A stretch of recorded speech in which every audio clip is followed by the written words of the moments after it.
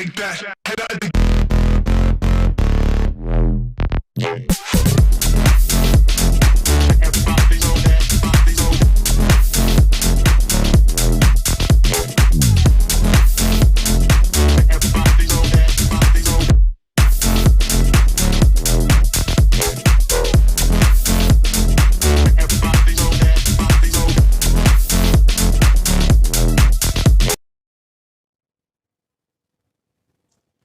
Well, welcome back all of you in this cycle of conferences that we're holding right now in Seville in the Monkey Week Festival through the Indire project. This is the last conference of the sixth that we have been organizing here within this festival about independent music and journalism. So I wish first of all to thank all the people that are here, that have been there for the whole conference, the journalists of the 8 countries that are part of the Indire project, and it was and it is a pleasure to be there. Also, thanks to the funds of the Creative the European Union. No, the last conference will deal with digital market, and we are very lucky to have here Chris Cooke, specialist about that. Chris is like the co-founder and managing director of CMU, which is a company that assists people in navigating and understanding the music industry through media such as CMU Daily Newsletter and the Setlit podcast, as well as consultancy and training units. Chris writes, speaks, teaches, and advises on music industry, and his company, 3CM Unlimited, publishes This Week Culture and 3 Weeks Edinburgh Today. And today we'll explain how the streaming business model works, how it is changing also, and how also new platforms are fit well in this landscape. No, we decided also he decided to split this lecture into 2 parts. First about platforms, how do they work, how it's the modern and how it is nowadays. Then after the first part, we'll be able to ask some question about it. And then after this first part, there will be a second one about NFT and about artificial intelligence and, well, lots of different stuff that are a bit different from the first part. And then we'll have a second round of questions, right? Chris is someone who do lots of things all the time. Yesterday, he had time to arrive to make a podcast, if I understood well. That was on Thursday. That was on Thursday. Well, to make a podcast, to make the goals, to go to the concert, well, to do a lot of things. And now he finished the slide and he's going to give us this lecture. Thank you very much to be there, Chris, and the floor is yours. Thank you very much. I'm going to come and stand here. And hopefully that will work for people watching on the stream. Good morning, everybody. It's great to be here. First time at Monkey Week, first time in Seville. So very excited to be joining you here today for this session all about the diversifying digital market. So as you've just heard, we're going to split the session into 2 halves. The first half is looking at streaming of the Spotify variety and how that business model works and how it is changing. Like, as of 2 days ago, we got the news that it is changing. So we'll do that in the first half, take any questions you have, and then in the second half, I will speed through some of the newer models, platforms, services in the digital space that currently are either having, some impact on the music industry, or maybe not yet, but probably will in the next 5 years. So that's the remit for today. I've already been brilliantly introduced, but let me just very quickly explain, and let me check that that's working. That is working. This is me. My name is chriscooke.com is my website. It's where you can check me out online if you so wish. I'm managing director, as you've heard, of this company called CMU.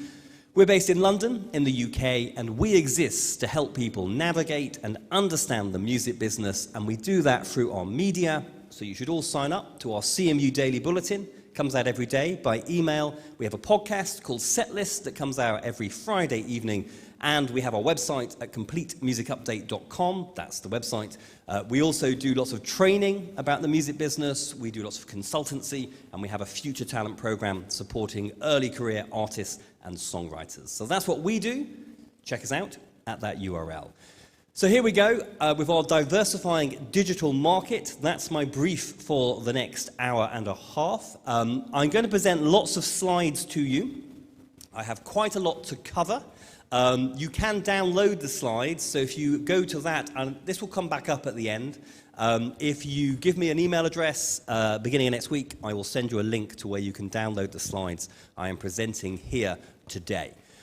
So the presentation has 5 sections. The first section is the first half hour, and then the other 4 sections will be in the second half hour, looking at how the music industry is interacting with digital platforms and how artists and songwriters and music makers and their business partners, labels and publishers and so on, are monetizing the music that they make through these different digital services. So let's get going, and let's start off by saying that today, in 2023, by far the biggest revenue generator for the music industry, for the music rights industry, for record labels and music publishers and artists and songwriters, by far the biggest digital revenue stream, and for the record industry, by far the biggest revenue stream overall, is premium streaming.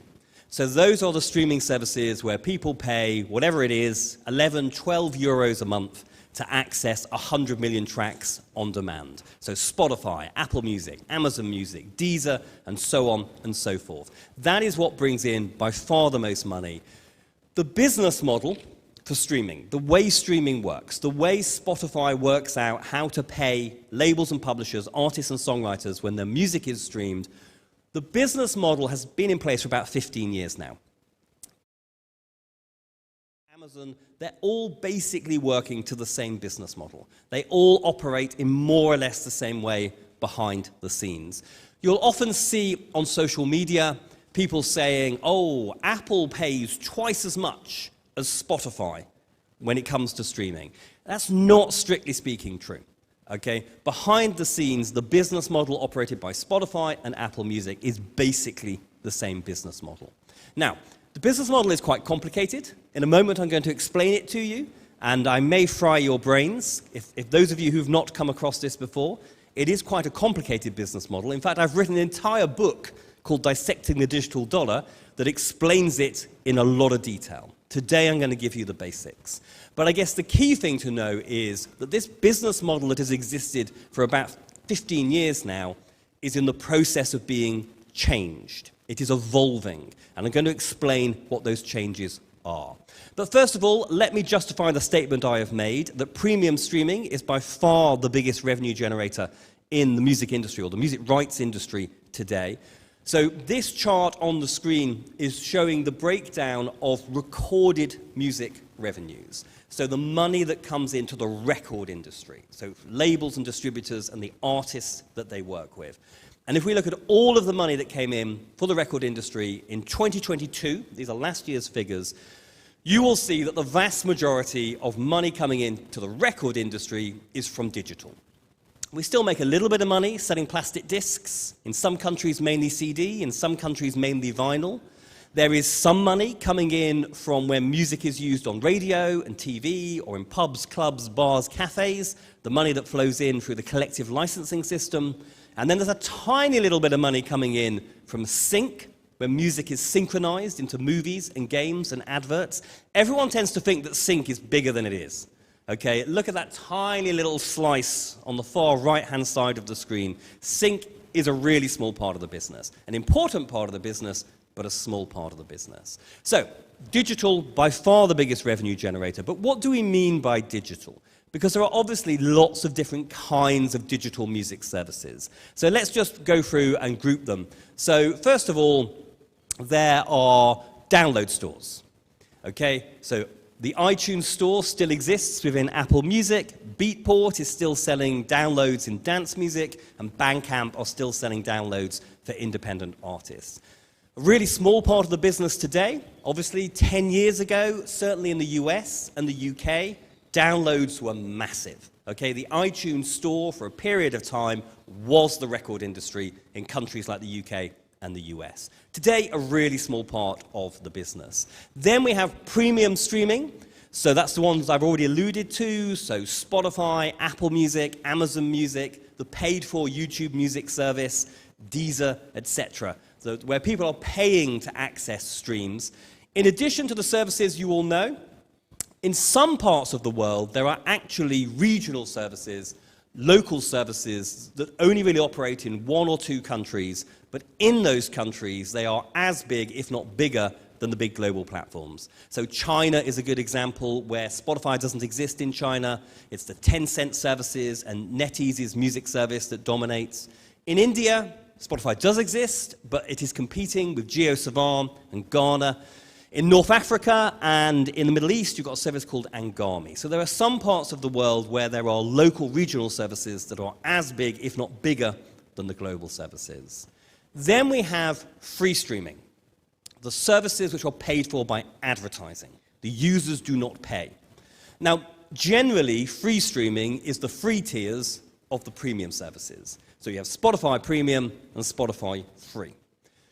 The music industry makes a lot more money from premium streaming than it does from free streaming. Because as you'll see in a moment, streaming is a revenue share business. The services agree to share their revenues with the music industry. Spotify makes a lot more money selling subscriptions than it does selling advertising. But paid-for users stream as much music as free users. So once you average it all out, you make a lot less money from free streams versus premium streams. That's important in a country like Spain, where a significant number of Spotify subscribers are on the free tier, versus some of the Nordic markets or the UK, where a significant number, if not most, Spotify subscribers are on the premium version. So it means while it looks like you have a lot of subscribers for Spotify in a market like this one, you're not making as much money because the number of subscribers are on the free tier. And so as an industry, we need to persuade people to stop using the free tier and to upgrade to paid-for streaming. Then we have the user-generated content platforms or social media platforms, so YouTube, TikTok, Instagram, where music is used in videos that is uploaded by users on those platforms, bringing in some money to the music industry. So after premium streaming and free streaming, the next biggest revenue generator in digital is the UGC platforms. And then you've got a whole load of other stuff. Online radio, podcasts, NFTs, metaverse, services which at the moment don't bring much money into the music industry, but might do in the future. And then finally, direct-to-fan. And I'm going to come back to direct-to-fan right at the end because I think this is a really important part of digital that often doesn't get talked about as much as it should do. But if we break down how the digital revenue splits, you will see that 48.3% of total record industry revenues are from paid-for streaming. So the premium streaming services are bringing in nearly half of the record industry's total revenues. So premium streaming is the most important revenue stream. Again, on social media, you sometimes see people saying Spotify doesn't pay. Artists don't make any money from Spotify. Now, it may be true that individual artists are not making money from Spotify for various different reasons, but the industry at large makes a lot of money from Spotify and Apple Music and Amazon Music and so on and so forth. So it's a really big part of the music rights business. So it's important to understand how the Spotify business model works. I'm now going to talk about the Spotify business model. I'm using the word Spotify to mean premium streaming. As I've already said, Spotify, Apple Music, Amazon Music, YouTube Music, Deezer, they all operate more or less on the same business model. So it doesn't matter if you're being streamed on Spotify or on Deezer or on Apple, the way the money is being shared out, the way royalties are being calculated, more or less the same. So I will probably refer to Spotify in this section, I mean streaming. So how does it work? Well, first thing to remember, before we get into how streaming works, a very quick copyright lesson. We're talking about music rights, we're talking about music copyright. It's because of the music copyright that we make money from streaming. And as I'm sure you're all aware, when we talk about music rights, we always have to distinguish between the copyright in songs and the copyright in recordings. Because as far as copyright law is concerned, songs, composition, rhythm, melody, lyrics, and recordings, the master recordings, two different things. So when we talk about copyright, we talk about song rights, or if you prefer, publishing rights, sometimes author rights, and then we have distinguished from that the recording rights or the master rights. The reason why that's important is that streaming services like Spotify license the songs and the recordings separately. The business model is the same, but they do one set of deals to get permission to use songs and another set of deals to get permission to use recordings. So if you are an artist and a songwriter, so you write the song and you record the song, every time that song, that track gets streamed, you should be paid twice. You should be paid once for the song and once for the recording. So streaming services like Spotify have two sets of relationships in the music industry. On the recording side, they're working with labels and distributors, and on the song side, they're working with publishers and collecting societies. So in Spain, it's mainly Segai and Unison that are doing the licensing on the song side. Meanwhile, on the recording side, it's the labels and the distributors, the Believes, the Fugas, the TuneCores, the DistroKids of the world. So that is who Spotify is negotiating deals with. Spotify does not negotiate deals with artists and songwriters. Apple Music doesn't do deals with artists and songwriters. Amazon Music, YouTube Music does not do deals with artists and songwriters. Obviously, a platform like SoundCloud, you can actually interact with as an independent artist. But the big streaming services, they don't work directly with artists and songwriters. They work with big record labels and music distributors on the recording side, and they work with big music publishers and collecting societies on the song side. Okay, now for the complicated bit. Let me explain to you how Spotify works from a financial perspective. I keep alluding to these posts that go up on social media every so often. There's a lot of stuff said about streaming on social media that's wrong. And one of the things you'll see is people will post a rate card for streaming. And they will say, every time your music is streamed on Spotify, you earn this. And every time your track is streamed on Apple, you earn this. And it's that rate card that tells you that Apple pays double Spotify. But there is no rate card. It's not how streaming works. We can, once everybody has been paid, backwards engineer a per-play average payment. At the end of the month, we can say, okay, we got streamed 1 million times, Spotify paid us €4,000, and we do some maths, and we say, okay, for every play, we earned X. But it's not that we start with a per-stream rate. That's not how it works. So basically, if we look at streaming from an artist perspective, it's a three-step process. Track allocation, revenue share, and artist royalty. So Spotify, Apple, Amazon, every month they're going through this three-step process to get everybody paid. So let's start with track allocation. So the first thing the streaming service has to do is it has to allocate money to every single track on the system. So there's 100 million tracks on Spotify. And at the end of the month, it needs to allocate some of its revenue from selling subscriptions or advertising to each of those 100 million tracks. Now, there's a very high chance that 50 million of those tracks got 0 streams. So we can take the 50 million 0 stream tracks out. We don't have to worry about them. But for the 50 million that got a stream, we need to allocate it some money. So what Spotify does is, now actually this is where I need to see my slides. Okay, so first things first.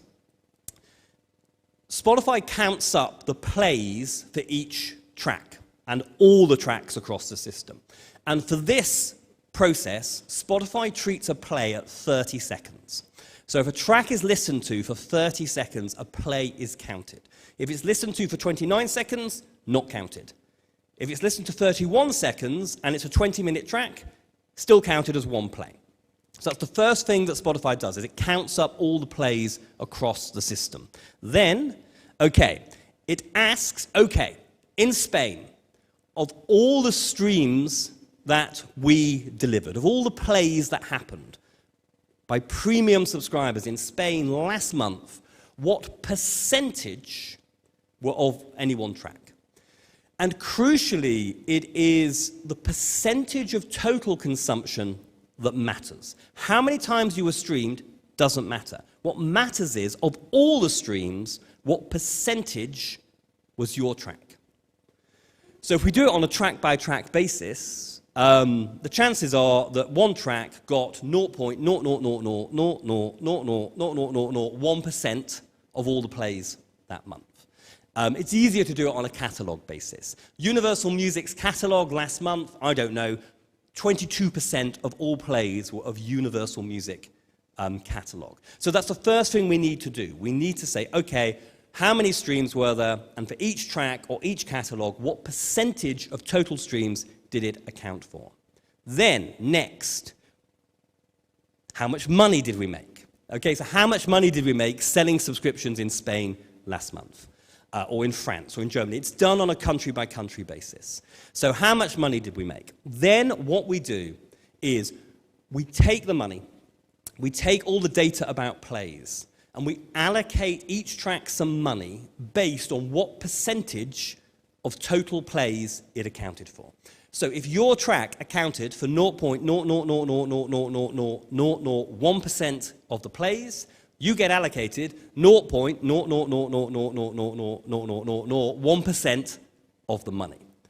If you're Universal Music, if you accounted for 16% of all the plays, you get allocated 16% of all of the money. So at the end of step one, every track on the system has been allocated some money in Spain, in France, in Germany, and so on. And that then brings us to the revenue share stage of the operation.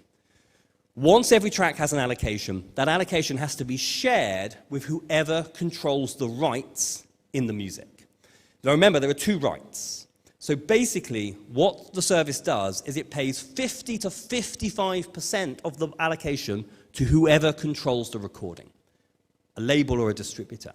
Now, whether it's 50 or 55 will depend on the deal that it negotiated with the label and the distributor.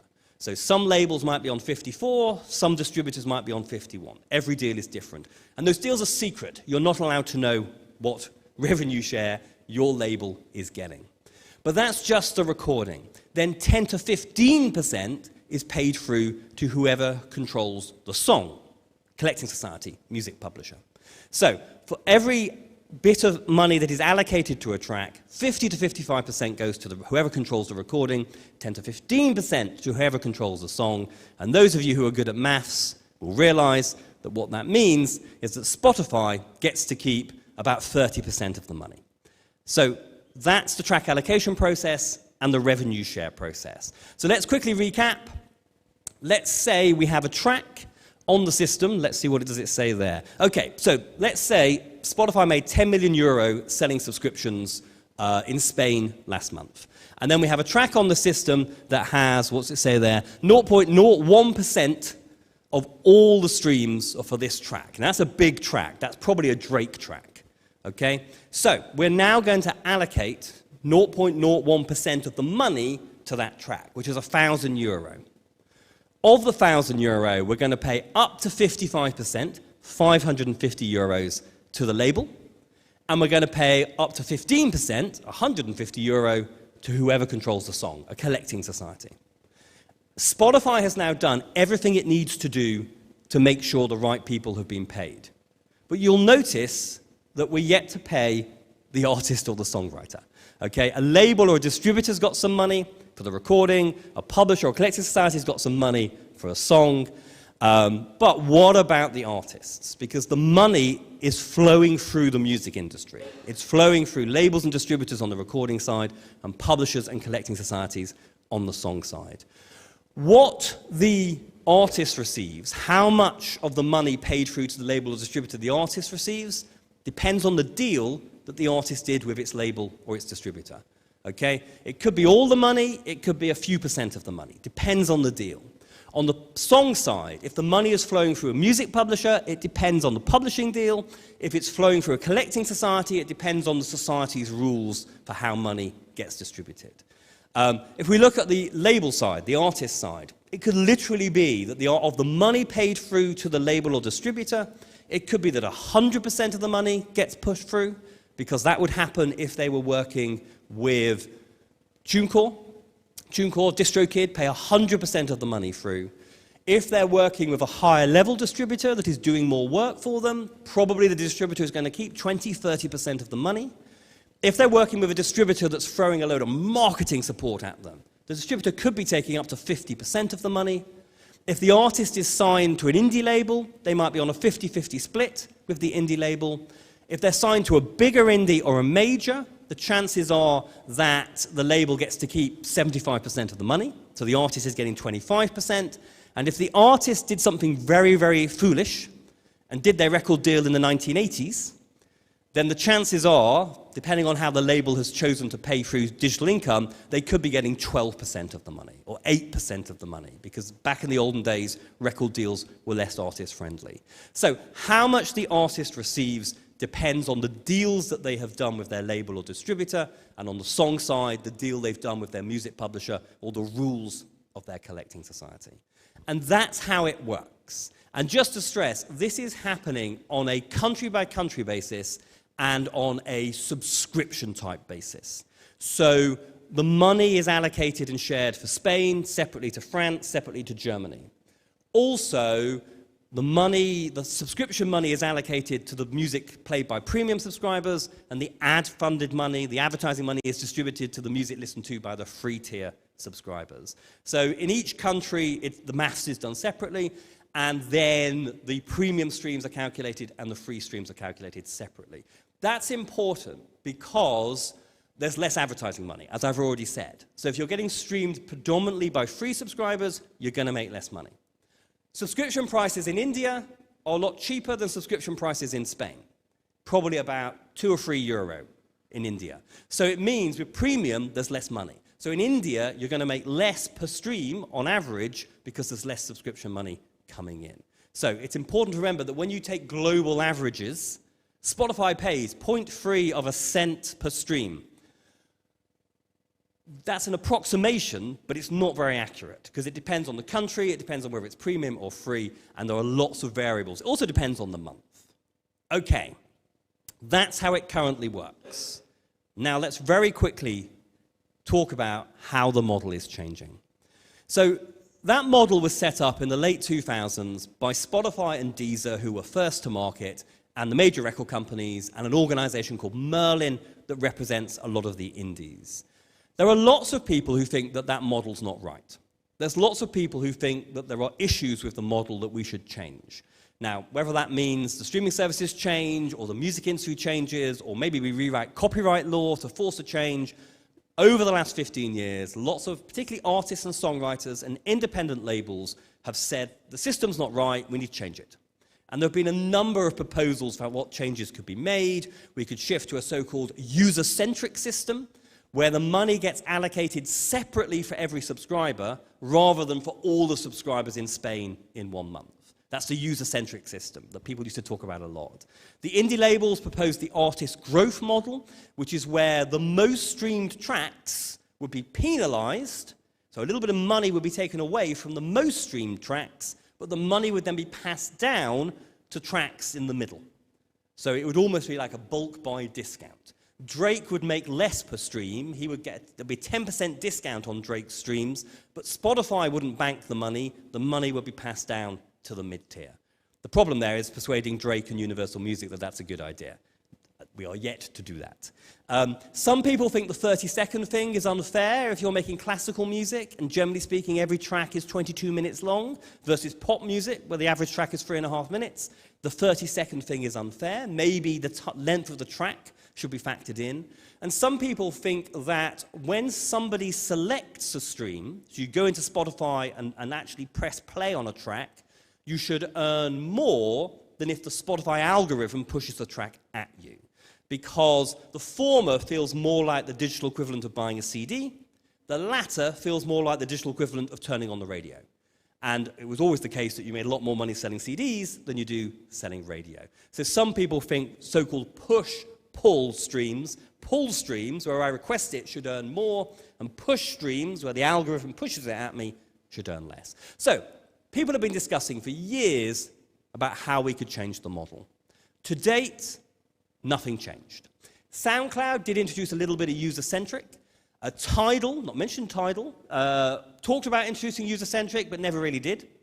Deezer talked a lot about introducing user-centric, never did. So basically, nothing changed. Then, earlier this year, the major record companies, Universal in particular, but also Warner and Sony, started saying the model needs to change. And because the majors called for change, we're now seeing some change. But what do the majors want to change? And the majors' priorities are a little bit different to the priorities of everybody else. So for the major record companies, the issues were all at the track allocation stage, that initial stage where money gets allocated to tracks based on total consumption share. And the majors in particular have an issue with so-called functional audio. So functional audio is things like white noise and birdsong, which is very popular on the streaming services because some people stick that on when they're going to bed to help them sleep or to help them relax.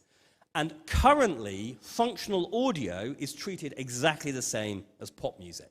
So if you listen to 3 minutes of white noise, it's allocated money in the exact same way as the latest Taylor Swift track is.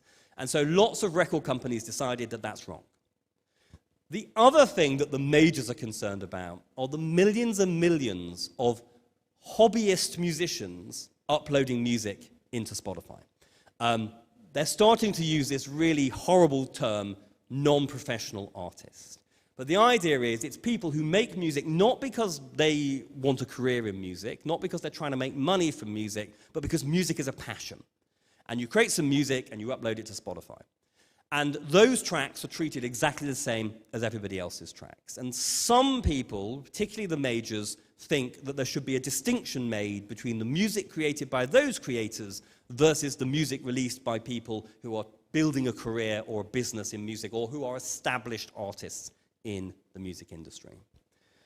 There was also some concerns. I mean, again, to what extent the majors are putting pressure on this, I don't know. But there is some concern at the majors, like there is in the independent sector, about the power of the Spotify algorithm, and that perhaps fans who pull music out, select music, maybe we should be diverting a little bit more money to that. So these are the concerns that both Deezer and Spotify have decided to make some changes to deal with. So let's do Deezer first. Deezer announced this in September and moved over to this system for some of the catalog recently. So first of all, Deezer is removing third-party functional audio from its platform. So there will be no third-party white noise or birdsong. It is going to create its own white noise and birdsong, which will get 0 out of the royalty pool. So that's what Deezer is doing with functional audio. Then it's introducing this idea of a double boost.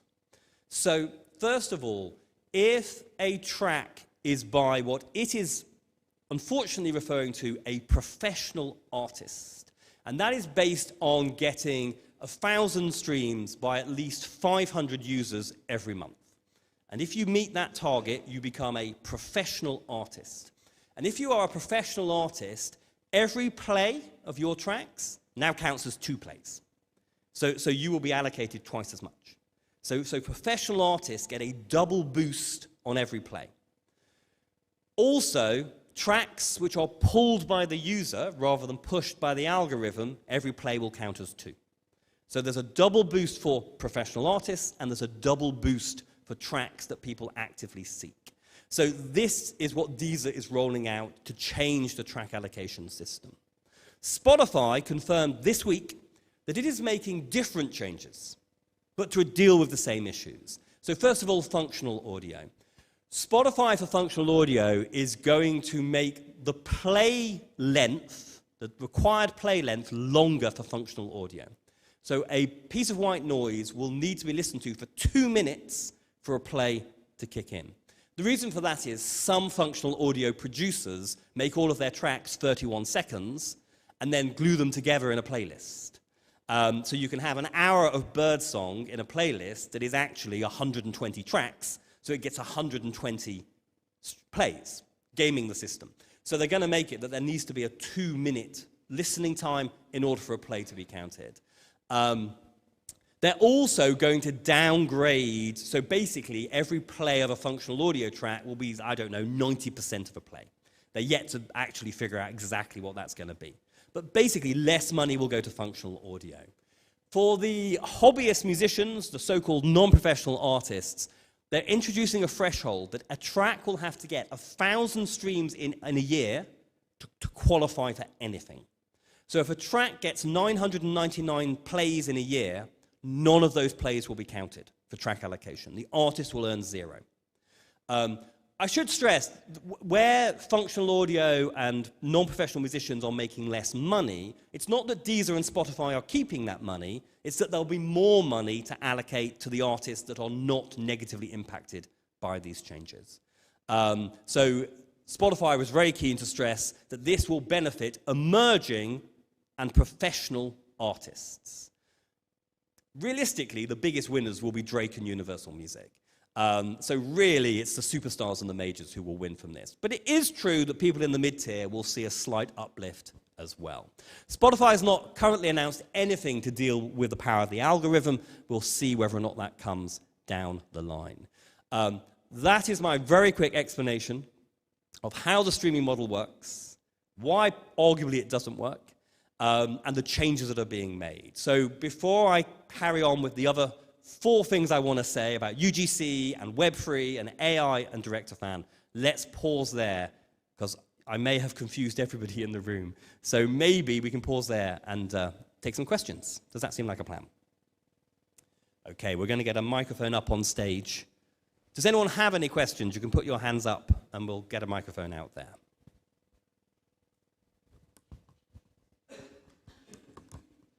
Question at the front. Thank you.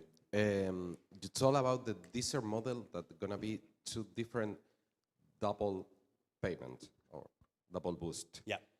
Did the Deezer say if one track can have both? Correct, it can. So if you are a professional artist and the user actively plays the track, then a play is 4 plays. That's great. Thank you. I have 2 questions. First one would be, what's about tracks which are less than 30 seconds long? You can have like a 20-second intro of an album or something like that. The second question is, I heard of a change that Spotify doesn't want to pay for artists that are played less than 1,000 times per year. I don't know. Like if you don't get over specific number, you will just get nothing, because for them it's peanuts, but still you don't get paid for you did. Yeah. Yeah. So on the first point, yeah, if your track is under 30 seconds, you just don't get paid. So wow. So don't have any tracks on your album that are under 30 seconds. In terms of the 1,000 play threshold, yeah. So basically, personally, I think this is the major record companies grabbing money off the grassroots hobbyist musicians who don't have a voice. And personally, I think it's the only way the music industry can make streaming work is to take money off the the grassroots artists, and I think we've all failed and we should all go home. I think it's a bad idea. I guess there are 2 justifications. The first justification is most of the artists who don't reach these thresholds, whether it's the Spotify threshold or the Deezer threshold, most of these artists are making, no more than 20, 30 euro a year from their music. You clearly can't make a living off that amount of money. So therefore, is it not better that that money goes to people who are trying to make a living from their music, rather than people for whom really it's a hobby? So that's one of the arguments. The other argument is distributors, what I call DIY distributors, like TuneCore and DistroKid, they all have their own thresholds. So if you distribute with a DIY distributor, you can't draw down the money until you've made a certain amount of money. But crucially, the money builds. It's not that it gets wiped at the end of the month. So they're saying, Spotify reckons 40 million a year is stuck in the distributor bank accounts because the artists haven't yet reached their thresholds. And they're saying better for that money to be flowing to emerging artists. I'm not sure that argument really stacks up. We did a little bit of survey on this. Not all distributors have a threshold. Some you can draw down 40 cents if you want to. And even the distributors that do, in the main, it's no more than €10. So, as an artist, if you're making €1 a month, then in October you can draw down the €10. So it is true that many distributors do have these thresholds. It is true that a certain amount of money is therefore stuck in the system. But my argument would be, well, let's get rid of the thresholds. Let's work out a way of being able to pay people the euro that they are due. So yeah, those are the two sort of justifications. I mean, my argument would be, let's say you've got an artist who has 20 tracks in Spotify, none of which reach the 1,000 threshold, but they're all getting, 900 streams a year. So let's say that person is making €100 a year. And I think the corporate end of the music industry would say, what can you do with €100? Nothing. Better for that to flow to artists who are trying to make a living out of their music. But my argument would be, maybe that's the €100 that allows that artist to play a festival in the summer. Because we know at the grassroots, when you play a festival, you usually lose money. So maybe it's the €100 that allows the artist to play a festival. Maybe it's the €100 that allows the artist to buy a bit of kit so they can make their music better. So personally, I think if you're due €1, you should be getting €1. So I don't like these changes. But as I say, they're being justified by saying better for it to flow to artists who are trying to make a living. Yeah, but it's also it's strange because if you compare it to other models in the business, it's like, yeah, I made this and I sell I give my book to a bookstore. Yeah. I give them 50 of them and they sell 5. And they said, we just sold 5, you won't pay you the 5 books. So, yeah, also this... Spotify, they haven't used this excuse, but they could. Spotify could say, if you want to monetize your content on YouTube or Instagram or TikTok as a creator, an influencer, you need to have a certain amount of subscribers and streams to qualify for their monetization. So they could say YouTube has already set a precedent that you have to have a certain amount of traction before you can monetize. But I would say with YouTube, that's more of a logistical point because YouTube is mainly advertising funded. The advertising is usually very much connected to the videos because it pre-rolls on the actual video. So you feel a real association between the ad and the video. And so YouTube need to do some checks on the content because they don't want to annoy their advertisers by putting, ads next to very dubious content. So I think there are logistical reasons why YouTube have those thresholds, which I don't think apply to Spotify. But that is another excuse that could be used. Quick show of hands. I know I've kind of really given you very strongly my opinion. Who here thinks it's a good idea to introduce these thresholds that negatively impact on grassroots artists? Who thinks it's a bad idea? Okay, so I think most people in the room agree. Obviously, within the independent labels and the artist community, there's a difference of opinion because there will be winners in the mid-tier. But I think a lot of people feel that it's basically a land grab by the majors. Are there any other questions on everything I've talked about so far? And I am listening. I'm also checking what the time is. Okay.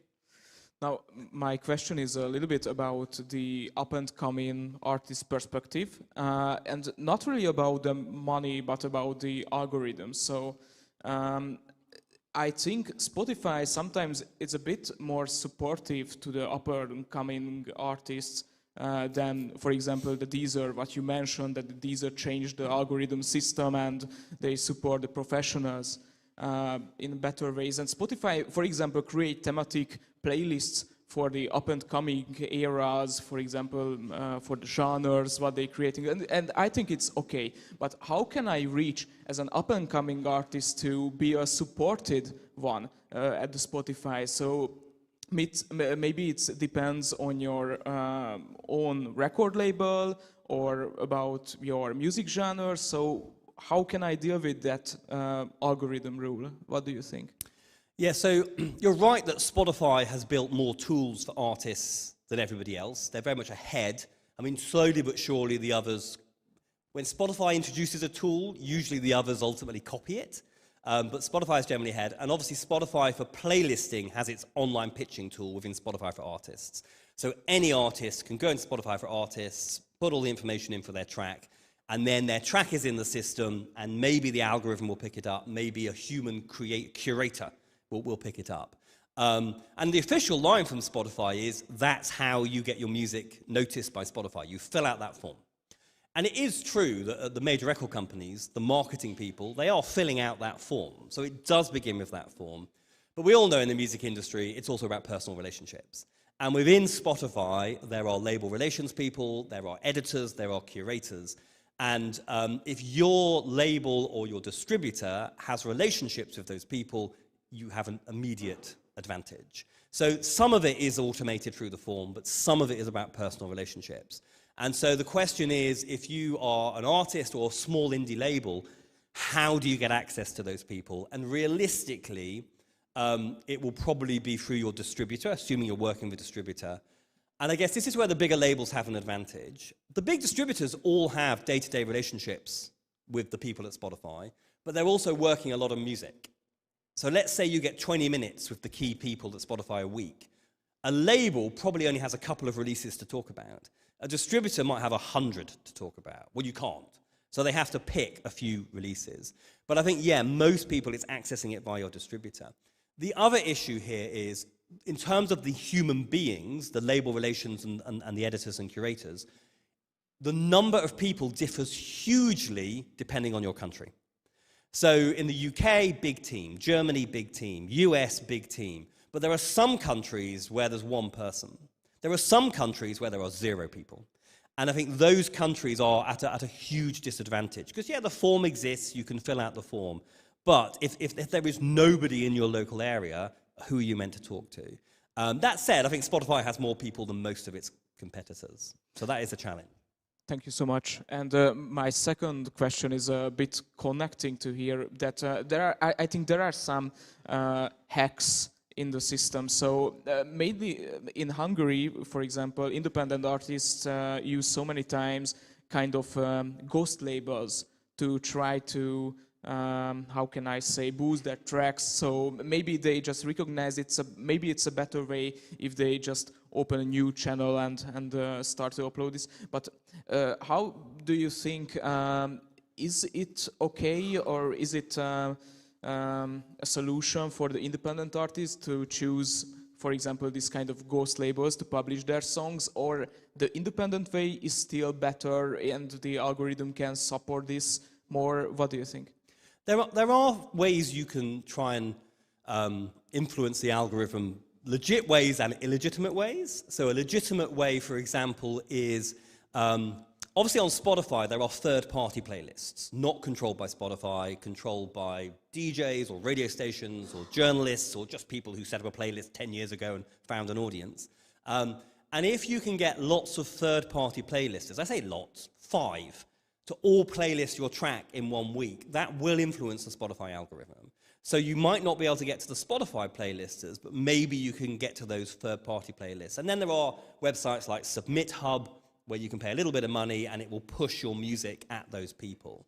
So that's one way to influence. In terms of the ghost label thing, I'm not sure whether or not that works. Obviously, you can pay a company €50 and get 10,000 streams. And if any of you are regularly interacting with Spotify and distributors and Spotify for Artists, your Instagram and Facebook feed are probably full of ads for that €50 to get 10,000 streams. And my guidance would be, don't do that. Because usually, ultimately, Spotify will figure out that those are fake streams, and they will delete all of those streams from the system, which means you'll lose money and you'll lose stats. You'll visibly go down in the stats. And they may even delete your tracks. That said, I also know people who've used stream manipulation. They never got caught, and it did help. So I think there are legitimate ways you can try to influence the Spotify algorithm, and there are illegitimate ways, and I would definitely try and avoid the illegitimate ways, because ultimately it could go against you. Obviously, we don't know how the Spotify algorithm works. There is a blog post on Spotify for Artists that gives you a little bit. You know, we look at this, we look at that, we look at this, we look at that. But there is a lack of transparency around how the algorithms work, and various reports commissioned by the UK government, by the EU, have said there should be more transparency, but obviously all tech companies don't want anyone to know how their algorithms work. So it is tricky. Okay. Any last question before I get on to the second part? Okay, let's get going with part 2. So as I say, I've ultimately got 5 things to say. I've done one of them, so I'm going to go through the other 4 a lot quicker, otherwise we'll be here till midnight, and there's lots of other sessions and gigs and stuff to enjoy. So let's talk about user-generated content platforms. So by that I mean YouTube, I mean Instagram, I mean TikTok, and others. We all know, and that was talked about on the panel before my session, that these are really important marketing platforms in the music industry. You know, a big part of music marketing is activity on Instagram, on TikTok, and on YouTube. But they are also revenue generating. Those platforms all have licensing deals with the music industry. They all pay money over on a regular basis. So when your music is used on one of those platforms, yes, there is the marketing benefit, but there's also a financial benefit as well. But is it enough? And I think most people in the music industry would say that the money that comes in from UGC, user-generated content platforms, is not enough. TikTok is not paying enough. Instagram is not paying enough. 5 years ago, YouTube was the enemy. YouTube is not paying enough. YouTube across the board now is paying a lot. Once you take YouTube Music, the main YouTube platform, YouTube Shorts, all of those things combined, actually YouTube is paying quite a lot of money into the system. That said, I think people would still say when music is used in a user video on the main YouTube platform, we don't feel we're making enough money. Now, there's an annual study done by an organization called the IFPI, or the International Federation of the Phonographic Industry, and it basically does a study in many countries around the world about how people are consuming music. And this is actually, the next edition of this is coming out next week, but this is from the last year's report. And they found that about 1/3 of music consumption happens on the music services, Spotify, Apple, etc. But a similar amount of consumption of music happens on the user-generated content platforms. So people are consuming as much music on the UGC platforms. That doesn't necessarily mean they're going to the UGC platform for music. It may be that they're experiencing the music as part of a video that somebody has uploaded. But they are ultimately consuming as much money on the TikToks and Instagrams of this world as they are on Spotify and Apple. But remember the financial disparity. Okay, nearly half of the record industry's income is coming from premium streaming alone, and then that 18.7% for free streaming is both the free tiers of Spotify and YouTube, Instagram, and TikTok. So we don't quite know how that breaks down, but it seems to me that probably no more than 10%, probably less than 10% of the record industry's money is coming from the UGC platforms, even though as much music is consumed on those platforms as it is on Spotify, etc. So I think the music industry would argue that, okay, great marketing, good we're making some money from these platforms, and it is a pretty decent revenue generator overall. It's certainly behind some of the growth in the digital market, but we should be making more. So in terms of the user-generated content platforms, some key questions I'm going to look up here. How do we get more money from the platforms? Now, had we been here 5 years ago, I would have been talking about a thing called the copyright safe harbor in European law, because there was a technicality in copyright law. Actually, most platforms are based in America, and they use US copyright law, even when they're operating in Europe. But there was a similar technicality in European law called the safe harbor. Now, I won't go into what that was because we don't have time. But the argument was that the YouTubes of this world are exploiting this technicality in copyright law to pay less into the music industry. And so the music industry and other allies in other copyright industries, but particularly in the music industry, got European copyright law rewritten. And so the so-called copyright safe harbor in Europe now is not as powerful as it is in the US and it was in Europe prior to 2019. So it was felt that one of the reasons why we weren't making enough money out of user-generated content was because of this technicality in copyright law. And in Europe, in theory, that technicality, it's still there, but there are various technicalities to the technicality, that in theory increase the negotiating power of the music companies, so we should be getting more money out of these platforms. And we are definitely getting more money out of YouTube than we used to. That said, TikTok changed everything, because TikTok said, it's not that people can insert music into a video on their laptop and then upload it to YouTube, as it used to be. TikTok said, no, the music should be in the app. I should be able to insert the music into my video within the app. And so you've got the TikTok sounds library, and then Instagram added it, and YouTube added it. And once the music is being inserted into a video within the app, the copyright safe harbor is irrelevant. Okay, so that technicality in law is irrelevant anymore. So I would say at the moment, it's not really copyright law that is impacting how much money we make from these platforms. It's marketing power. Okay, back in the 1990s, when MTV was taking off around the world, MTV always tried to pay less than the music industry wanted by saying, we're really important marketing. In the US, when your music is played on the radio, on an AM or FM radio station, on the recorded side, you don't earn any royalties because of a quirk of American copyright law. And the radio stations in America insist that that should stay the same because, well, airplay is promo. You should be paying us. You know, why should we pay you? And I think a similar thing is happening, is that TikTok knows that TikTok is really important for marketing. Instagram knows Instagram is really important for marketing. So they're using the marketing power to try and pay less by basically saying to the record companies and distributors, well, if we were to remove all of your music from our platform, you would lose all the marketing value of our platform. So you can't afford to remove your content from our platform. And in doing so, you have a weaker negotiating hand, because now they know that you need to do a deal. So the music industry is trying hard to get more money out of the platforms. And as these deals come up for renewal every couple of years, and we are slowly but surely getting more money. But you'll notice that TikTok has been under a lot of pressure to pay more in the last 18 months. You'll notice they're basically following YouTube's strategy. YouTube went from being the enemy of the music industry to being a friend of the music industry by launching a paid-for music service within the platform, YouTube Music. What has TikTok now done?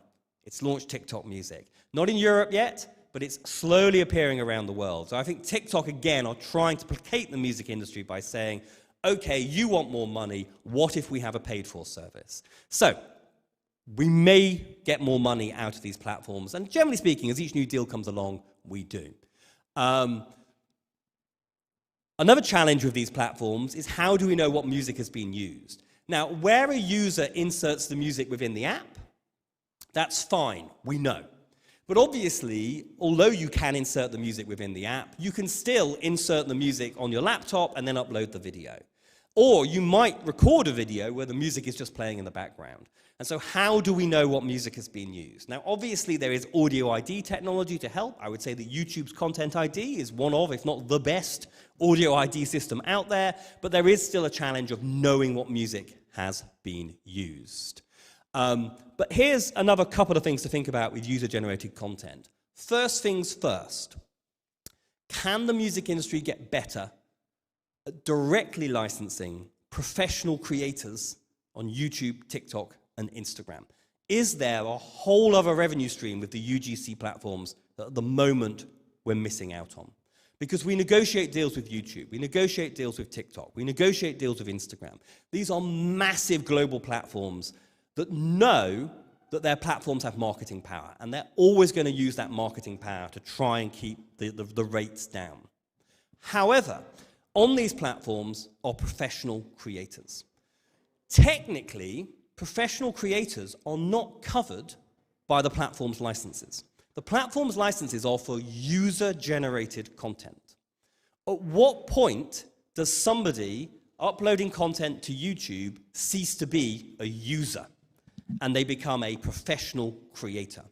And technically, if they're a professional creator, they're not covered by the YouTube license. Now, on YouTube, most creators know this, because what happens is, if you are a YouTube creator and you upload your content to YouTube and you use commercially released music, through Content ID, the rights management platform that YouTube operates, a record label is going to claim the creator's share of any ad money due on that video. So YouTube will pay 55% of ad income on a video to the creator. But if there's music in the video, they'll pay it to a label instead of the creator. That's how Content ID works. That's how the music industry's licenses of YouTube work. Now, obviously, if you are a YouTube creator, you want that money, because that's how you make a living. So you can't afford to allow that to happen. So YouTube creators generally do not use commercially released music in their videos. TikTok, Instagram creators do, because the way the TikTok, Instagram systems work are not so sophisticated as the YouTube systems. So at the moment on TikTok and Instagram, creators are just using music from the audio clips libraries and sort of, sitting under the platform licenses. But on YouTube, creators know that they can't use commercially released music. You may be aware of a company called Epidemic Sound. Epidemic Sound, back in the day when YouTube creators were first taking off, spotted a gap in the market. Because YouTube creators couldn't use commercially released music, because if they did, the label would take the creator's share of YouTube money and they wouldn't make any money. So the YouTube creators were looking for music. Now, obviously, in the music industry, we have a strand of the industry that makes music for audiovisual productions. Okay, it's called production music or library music. However, traditionally, production music, although in theory was meant to be simpler to license, that's why we have it, is very territorial. Production music has traditionally worked on a country-by-country basis, because in the TV business, TV broadcasters worked on a country-by-country basis. So it didn't matter that production music licensing was very territorial. It does if you're a YouTube creator. A YouTube creator, you need a one-stop shop global license where you know nobody will make a claim against your video. And the traditional music industry can't provide that license. Epidemic Sound can. They've annoyed a lot of people in the music industry by coming up with this model. But it's a very clever model. And so a lot of YouTube creators now will use music from Epidemic Sound. They have competitors, there are others, but I would say that Epidemic Sound is the biggest.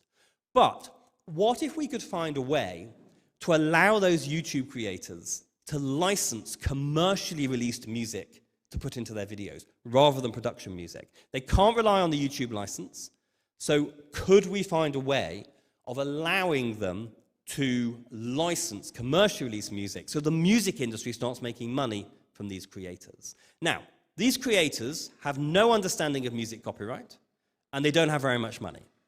Okay, on a video, they couldn't afford to spend, I would say, probably more than €50 on licensing music.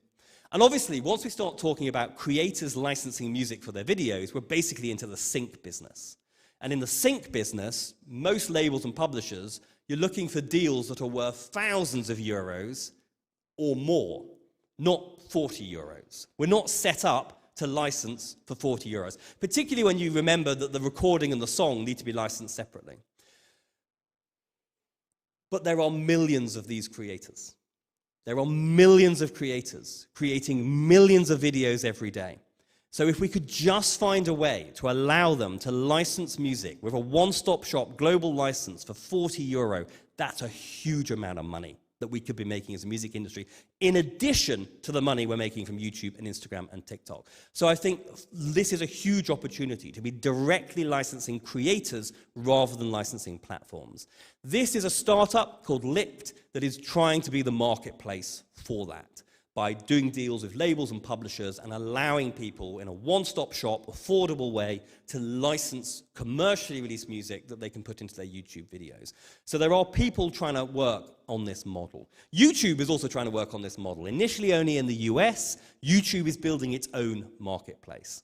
However, I would say that the issue with it being a YouTube marketplace, very few online creators now only create content for YouTube. Most online creators edit their content and have some going on YouTube, some on Instagram, and some on TikTok. Most creators are on all three platforms. So a license that only works on one platform probably is no use. So I think there's a huge opportunity here for the music industry if only it can find a way to do what we call micro-licensing, that you can get a global one-stop shop license for 40 euros. And okay, you're not going to license Drake for that. You're not going to license Taylor Swift for that. You're not going to license BTS for that. But maybe that mid-tier of music, it's a whole other $1 billion a year we could be bringing in if just we could work out how to license. The other quick thing I would say with user-generated content is to remember that there are other monetization tools on these platforms which are not designed for the music industry, but which can be used by music makers on these platforms. So if we think about platforms like YouTube, as a music industry, your distributor does a deal with YouTube, your music goes onto YouTube, you enter the Content ID system, you're earning money through your distributor. But the artist could also be directly monetizing through their own YouTube activity. So for example, you could be selling merchandise through your YouTube channel using the merch shelf function. You could be putting non-music content onto the platform and then monetizing it in the exact same way YouTube creators do. You could be using YouTube's digital gifting tools, like, super chats. These are all the ways that YouTube creators make money on that platform. And artists can do it too. Now, it is true that none of that is going to work unless you have decent traction on that platform. So maybe this works for an artist, maybe it doesn't. But all of these platforms have so-called digital gifting, where if you're doing a live stream or a premiere of a video, people who are watching can be basically tipping you money through these various different digital currencies.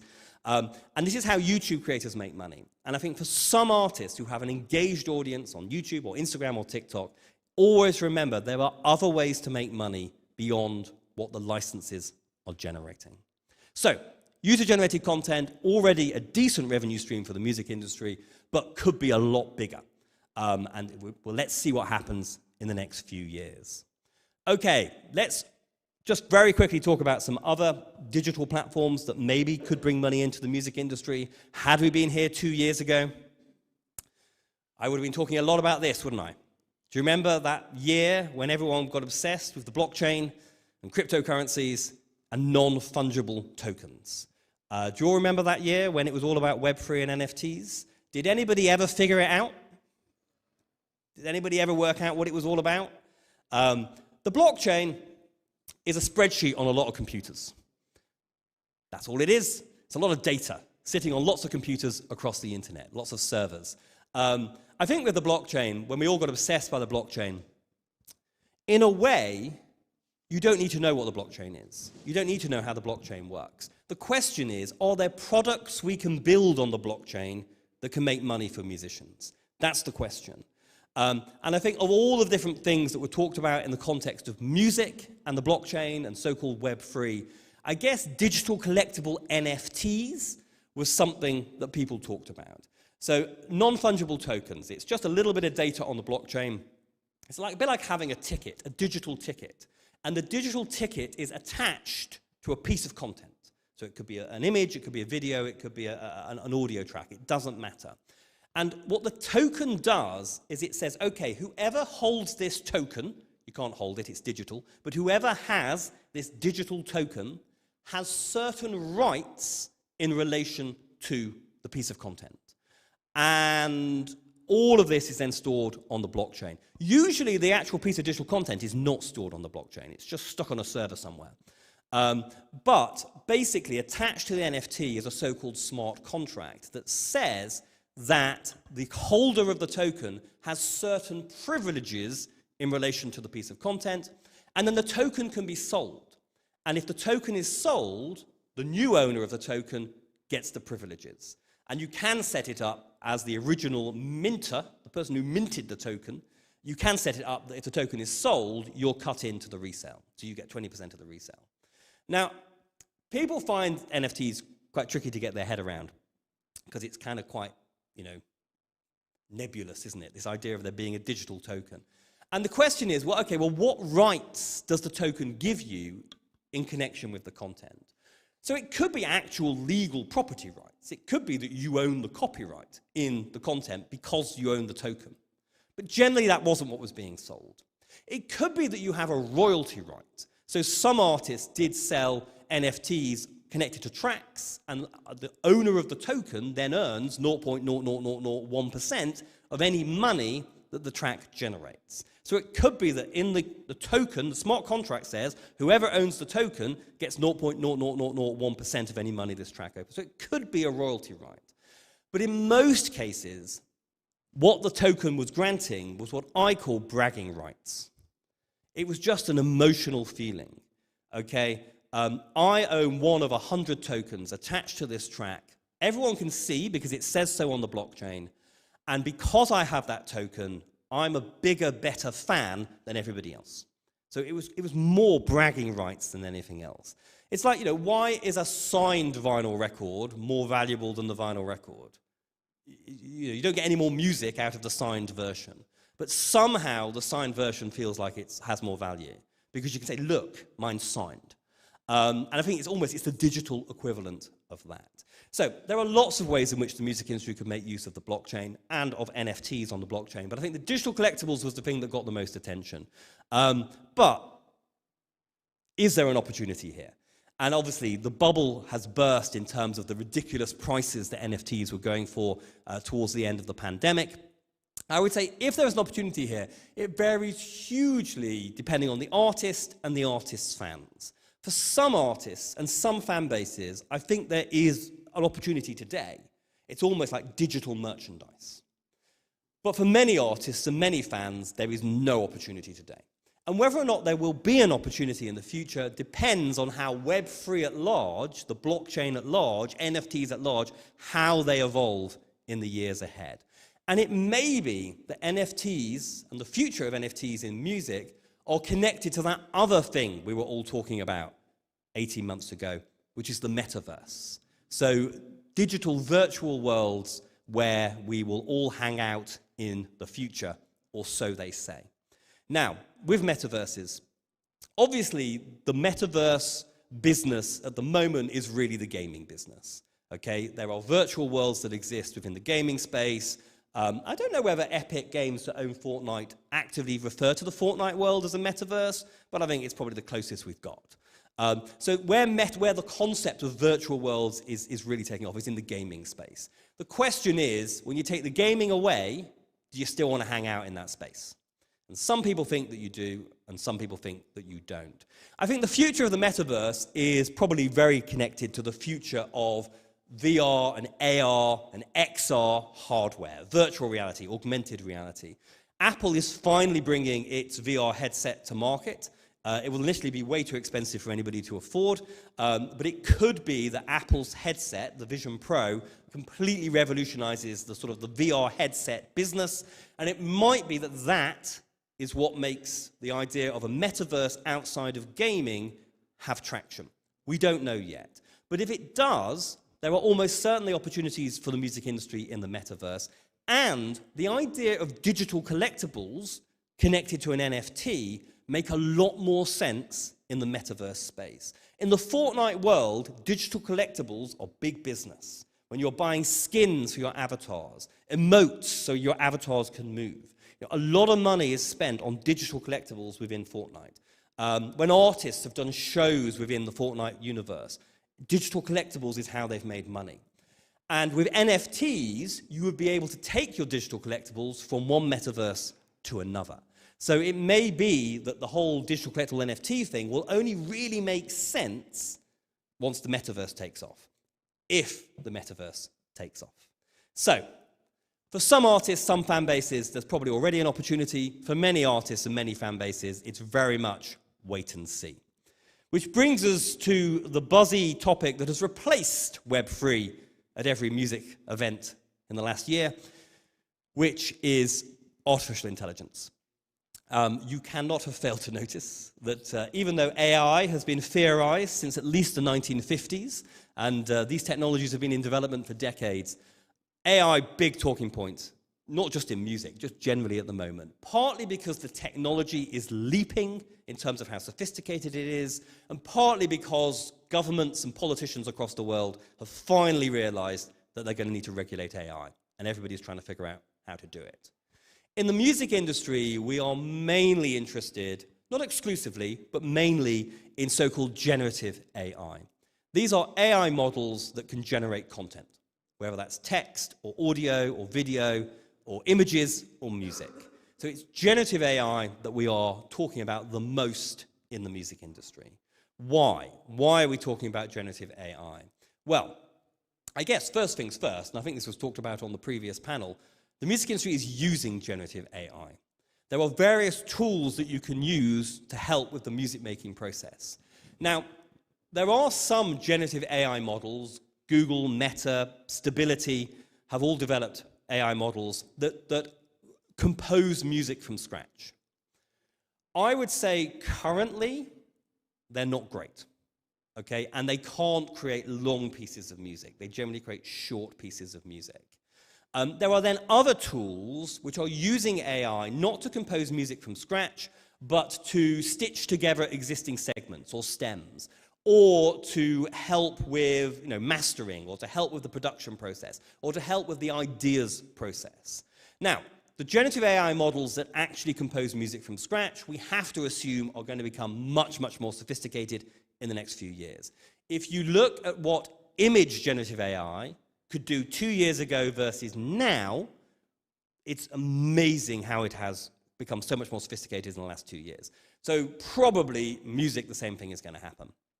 But I think in the short term, what's more exciting are the AI tools that can help musicians with the music making process. And beyond the music, we all know that social media feeds eat visual content.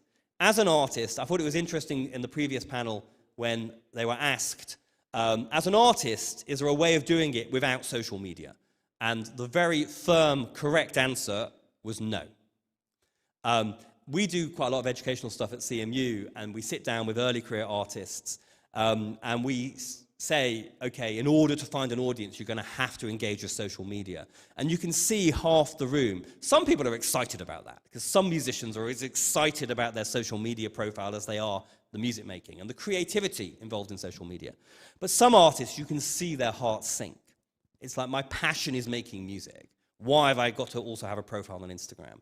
But you need to create visual content for Instagram, for TikTok, etc. And there are AI tools out there that are helping with that process, helping create video, creating visuals, or taking the videos and visuals you've already created and then editing them in a way that you can use them. So there are generative AI tools that we are using. There is also potentially an opportunity for the music industry in that when music making AI is being developed, it needs to be trained, the word that they used, with existing music. So there's potentially a licensing opportunity, another revenue stream. If you want to use my catalog to train your AI, we need to do a deal, and we're going to make some money from that. I think there's also potentially new products that are going to come to market that will be exciting for artists and for fans. Again, on the previous panel, what Grimes is doing was mentioned. So Grimes has worked with an AI company to create an AI that can turn your vocals into her voice. So we can all now create tracks using the AI Grimes vocals, and you do it through a website, it distributes it through TuneCore, and then any money that comes in gets split 50-50 between you and Grimes. YouTube is in the process of developing voice cloning, similar thing, with certain Universal and Warner artists. So as a YouTube creator, initially 100 in the US, but eventually it will be rolled out, as a YouTube creator, you'll be able to say to YouTube, I've created a video, and I want Troye Sivan to sing about this to fit my video. And it will create Troye Sivan singing for 30 seconds to fit your video. So this voice cloning technology is evolving. The music industry is working with the digital companies, with the platforms on it. And that's a new revenue stream for the music industry. Now, here's a question for you. Is that $1 billion revenue stream? Or is it really novelty value, and once we've all made a track with Grimes' voice or Drake's voice or Taylor Swift's voice, we've done it once, we've kind of done it, we don't want to do it again. I don't know whether or not that's a huge new opportunity and revenue stream, or whether or not it's a bit of a gimmick that will bring in some money in the short term, but ultimately will not be a serious revenue generator. I don't know. I can see, let's say my mum is a big Frank Sinatra fan. Wouldn't it be nice for her birthday if I could create her a unique Frank Sinatra song just for her? And maybe that kind of thing is something where, that is revenue coming in. But there may well be opportunities. Very quickly, because I don't want to spend too long, because this is not an AI presentation, we should note that there are some very big copyright debates going on around AI at the moment. I said that there's a licensing opportunity because AI companies need to pay the music industry if they want to use existing music to train their AI models. Most AI companies would disagree with me. Most AI companies would say, we can train our model with your music without your permission. So therefore, we don't have to pay you any money. That's exploiting more technicalities in copyright law. In the US, the concept of fair use is being used. There are some countries, I think Singapore is a country where copyright law seems to have an exception that could be relied upon by AI companies. So there's a battle that the music industry and all the copyright industries are currently fighting to basically either win in court and set a precedent or get copyright law rewritten to say, no, if you take existing content, whether that's text or image or video or music, to train your AI model, you have to get permission from the copyright owner, and therefore the copyright owners, well, first of all, they could say no, because bearing in mind, these are competitors. We are helping competitors come to market, but we could make some money. So do AI companies need to get a license? At the moment, there's a big argument, debate, litigation ongoing. There's also a big debate around the transparency obligations of AI companies. How do we even know if a company has used your music to train their AI model? We want laws that say, if you train your model on existing content, there has to be a spreadsheet that's publicly available that says, this is all the content that was exploited. That's also really important once we get into licensing. How do we even license these services? So we need data to do so. The last question is, if an AI model generates a piece of music, should that piece of music have copyright protection? Under most copyright systems, the answer to that is no. UK law, actually, arguably, it would, okay? But in most of Europe, I would say no. That's actually really important because if you are using generative AI to create the artwork for your album, arguably, that artwork is not protected by copyright, which means I could start selling T-shirts with your artwork and there's nothing you could do about that because there's no copyright in the work. So there's an ongoing debate about whether or not AI-generated works should enjoy copyright protection. So, commercial questions that we need to answer. I'm reading these because these are new slides. What are the opportunities and what are the threats? We could have a whole day discussing that, and there are lots of people who are. And if we do decide that there's a licensing opportunity here, and we can force the AI companies to do licensing deals, and I mean, YouTube is working with the music industry on its vocal clone service.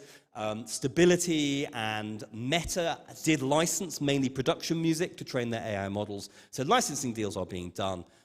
So how do those models work? So there you go. That's my little section on generative AI. And let's just wrap up by reminding ourselves what I said at the start, which is I still think that the single biggest impact that digital had on music 20 years ago is the direct-to-fan relationship. Prior to digital, artists did not know who was buying their music. Artists did not know who their fans were.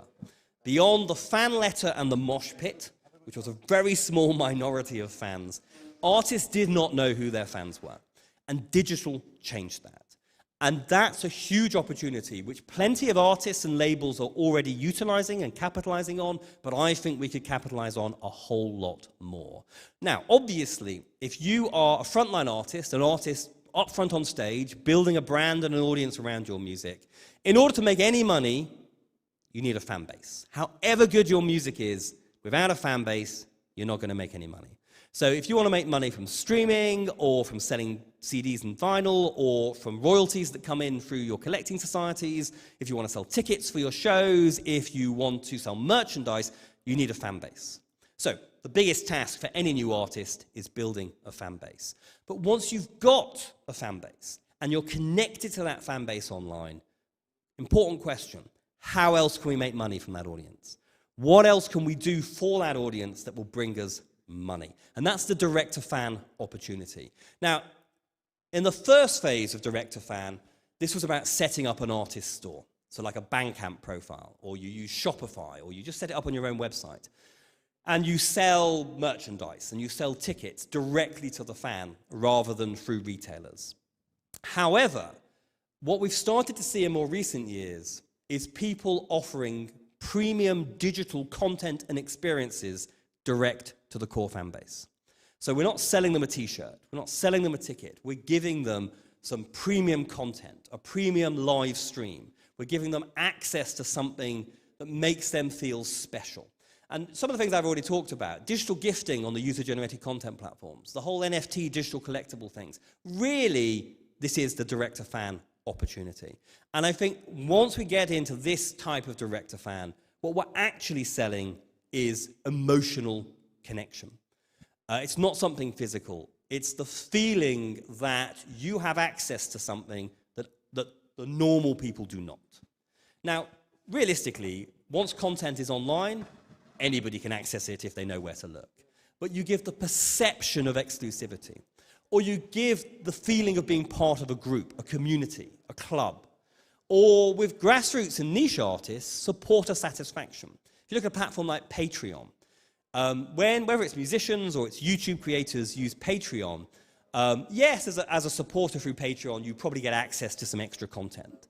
But really, a lot of people that pay €5 a month to a YouTube creator or a musician through Patreon, I think it's the warm glow that you feel that you're supporting someone whose output, whose creativity you love. And then I come back to bragging rights. I think for the bigger artists, a lot of this is about allowing people on their own social networks to say, I'm a better fan, a proper fan, a real fan, and this is what proves it.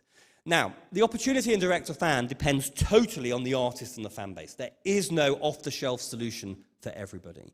But I do think that direct-to-fan is a part of the business which some artists and some labels have really run with, but there's huge opportunities in this space for many artists and many labels that we are yet to truly tap.